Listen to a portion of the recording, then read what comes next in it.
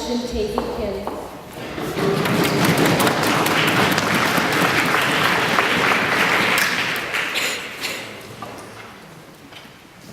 So you see, there's something funny about problems.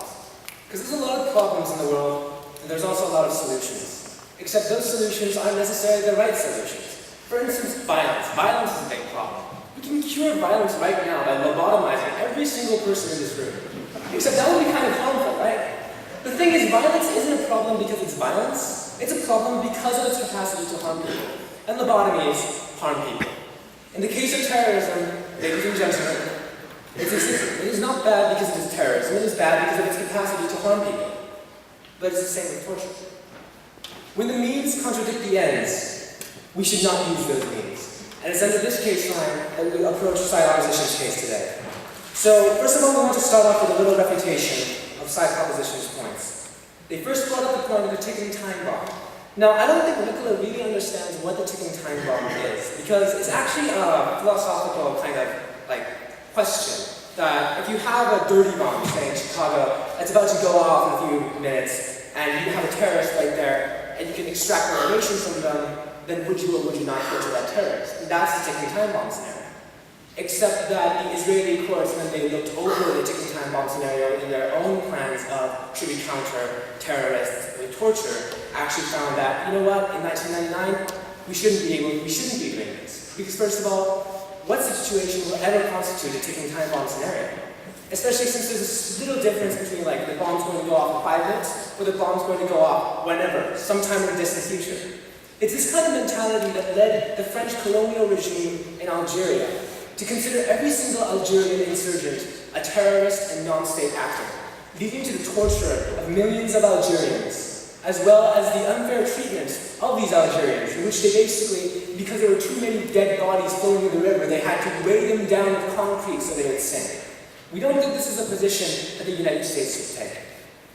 They mentioned a second point. They talked about rights and how we prioritize rights, and that the terrorists are not bound to the same rights as we are. But I think my partner Nicole Ratty brought up a fabulous point. Should we counter terror with more terror? And what gets done then? We're going to talk about this later in our second constructive arguments. But we also want to bring up one new argument, that is, Al-Qaeda and all these terrorist organizations aren't our final enemy. They're just the here and now. These actors, of course, don't respect our rights, but what about future actors? What about future enemies? If we don't respect things like the Geneva Conventions and the Rome Statute while combating these enemies, our future enemies will see in kind and will not treat our soldiers as such. And it is for this reason that we should not use torture against terrorist suspects.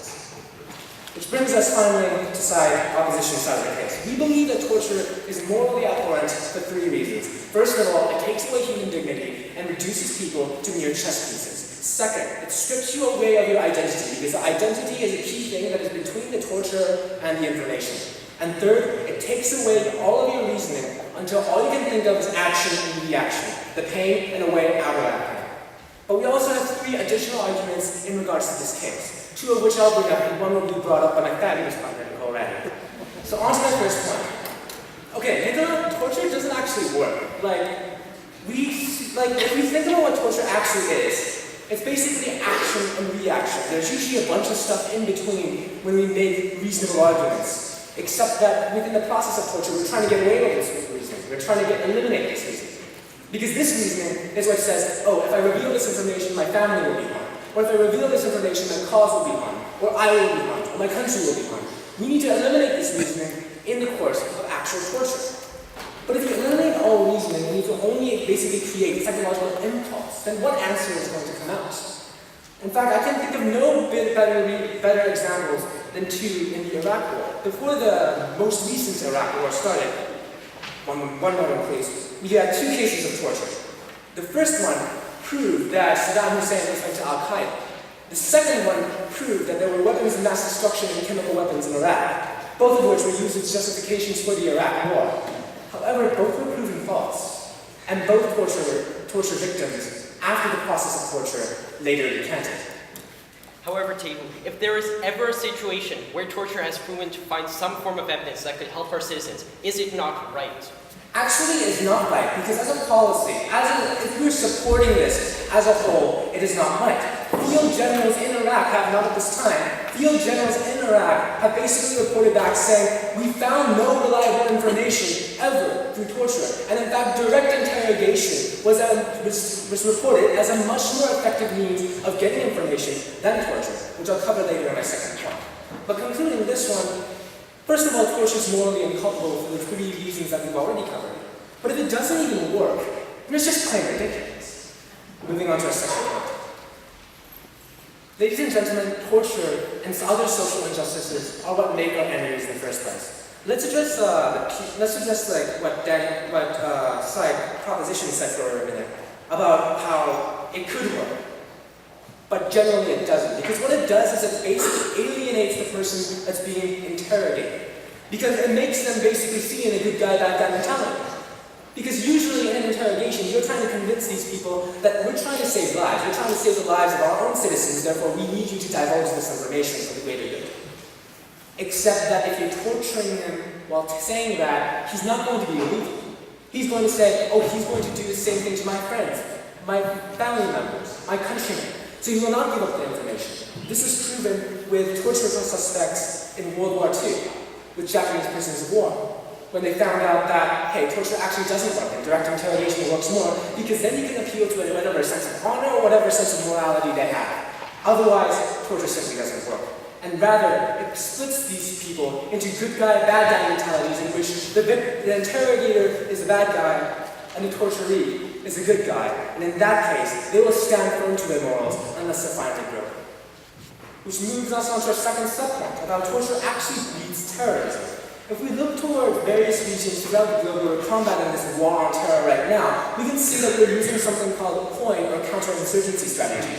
Essentially, we're trying to root out the terrorists out of their homeland. Our mission in Iraq and our mission in Afghanistan and those areas are to basically make sure that those countries are no longer a safe haven for terrorists. Except that they will continue being a safe haven for terrorists as long as we don't stand on a moral higher ground than these terrorists are. Because honestly, the only moral separation is between how we treat our prisoners and how we treat our enemies. And if we don't treat our enemies as respectful human beings, then we are no worse than the Taliban, we are no worse than Al-Qaeda and other terrorist organizations, and people in areas such as Pakistan's federally administrated like FATA. Those people won't agree. People in Iraq after Abu Ghraib did not agree. Palestinians, after Israel instituted a torture policy, did not agree. The military dictatorship in Argentina did not induce cooperation. And in Algeria, with 1.5 million Algerians dead, as well as this policy of excessive torture, people certainly did not agree of helping these people. People rather went to the terrorists because the terrorists were defending their homelands from people that conducted torture and conducted these social injustices. If the means contradict the ends, we must not use those means. It's for this reason, ladies and gentlemen, that we oppose. This motion must fall.